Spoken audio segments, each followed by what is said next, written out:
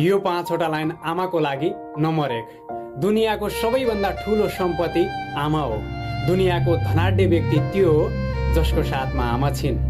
Number 2, होला म मान्छु आमा अनपढ नै किन नहोस्, दुनियाँमा कसैले नसिकाएको ज्ञान र कुनै पनि शिक्षकले नदिएको शिक्षा आमाले दिने गर्छिन्।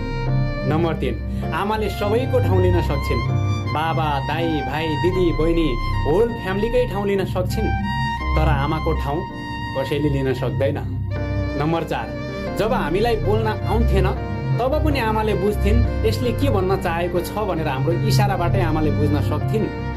तर आज हामी हरेक कुरामा भन्छौँ आमा तिमीले केही बुझ्दिनौ अहिलेको जमानाको कुरा। नम्बर 5, मान्छे जतिसुकै धनी होस्, ठुलो मान्छे बनोस्, संसारकै नम्बर 1 व्यक्ति बनोस्, तर आमाको कमी महसुस र आमाको जरुरी हरेक समय हर बखत रहिरहन्छ। Thank you so much. This is for mother. आमाको लागि थियो।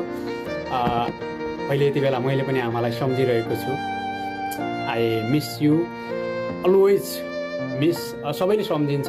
आमा भन्ने त्यस्तो शब्द हो जसका लागि यो 5 लाइनमा त 5 लाइन भनेको 0.001 मा सीमित छ। आमाको लागि कुनै पनि शब्द कम हुन्छ। यो दुनियाँमा कोही निस्वार्थी व्यक्ति छ भने मेरो लागि, तपाईँको लागि त्यो आमा हुन सक्छ। Thank you so much. कस्तो लाग्यो भिडियो प्रतिक्रिया राख्नु होला आमाको लागि। यु जस्ट मिस आमा। Thank you so much.